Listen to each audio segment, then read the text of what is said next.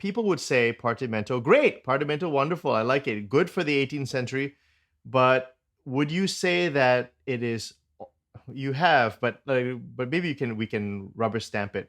Is it useful to learn the 18th century first before going to the 19th century, or maybe you should just play the 19th century and go straight into the 19th century? What would you say to that? Well, the materials I use with students are necessarily mostly 18th century. So, but I'll bring in examples from the 19th century. You know, as soon as they're doing those chapter 2 examples in Aserman, I will pull up that Chopin Ballade example. But there's also a Handel bit from Rodolinda that is like a copy-paste job from another example in chapter 2. I don't remember the number, but it goes like this.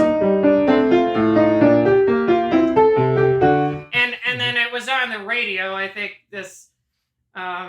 I got the serious trial for 3 months, and I never pay for it beyond that because WCLV is so good, but they had this Handel aria, and I was like, wait, that's that example, and then I went and dug it up.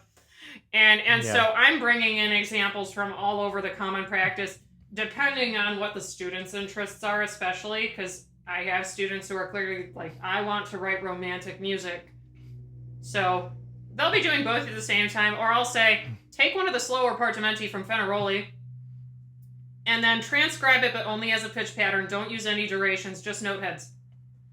And then you can see the outline of kind of what's happening, and they put down the figures if there are figures. But then they can feel much more freedom with the diminutions. So instead of like, I might have instead of seeing all those eighth notes, which is going to make them think it's going to be a Baroque example, I might go like... And, something like Bellini.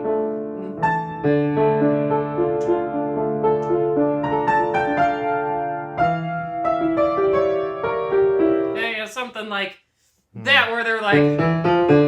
They're just doing it more long range, and then they're, taking diminutions that they would use in a more romantic context. So that's a trick I like to use. Just retranscribe those bases as pitch patterns. Now, so they're not looking at eighth notes. What do people say when they say that dissonances are not prepared in the 19th century? What does that mean?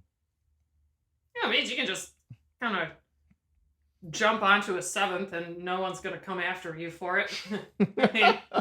I mean, Schumann loved this, and so... And I tend to be very tolerant of that myself. I joke that if left to my own devices, I would just write bel canto all the time.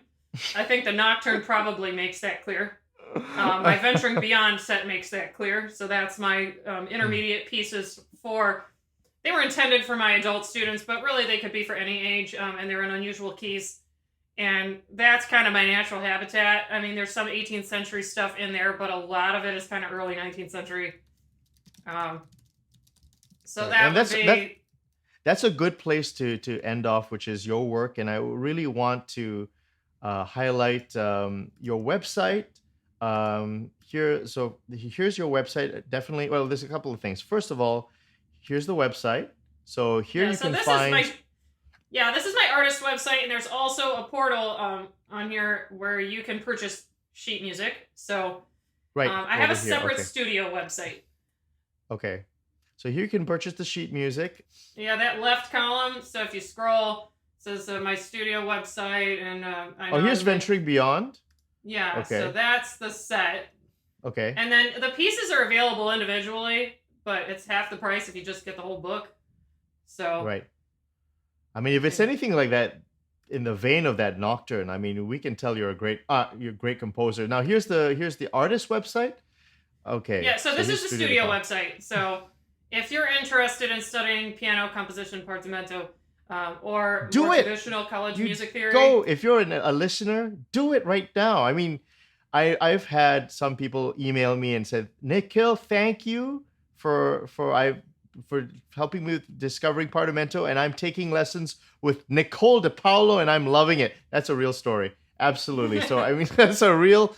And I know Nicola Cazzano endorses you, and you're definitely a great teacher. So certainly, I think definitely if you're interested in Partimento, Nicole is someone you can definitely check it. Sorry, I interrupted you. You were saying something.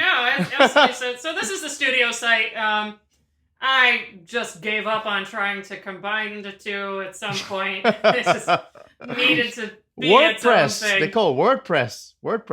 Oh man, I used to know a little HTML 20 years ago, and it's just incredibly out of date now. And so I just sort of gave up and went with Weebly. They can make you a very pretty website for free. Yep. So okay.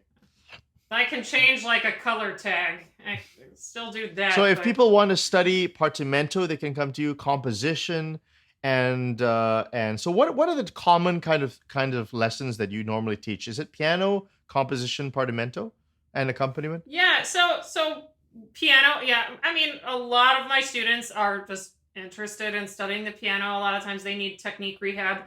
Or, they quit as kids and they want to pick it up again as adults. So I specialize in teens and adults. Online sort of works for the older student, kind of more ideally. And so then I also teach modern composition. So it doesn't necessarily have to be historical composition, although I'll bring in exercises sometimes. But then I, of course, have the Partimento cohort. So these people are interested in common practice composition. I'll also get college music theory students who either need extra reinforcement or they are preparing for graduate entrance exams. And maybe they haven't had theory in a few years, or their theory training wasn't very in-depth. So in the summers especially, I'm teaching more of those. Also, pianists who are looking to get into collaborative piano skills, coaching on their collaborative repertoire.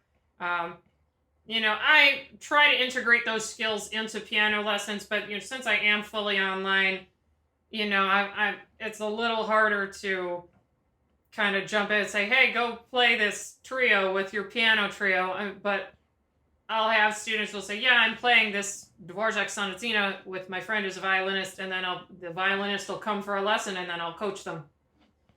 And so that's been really great when I've had the chance to do that.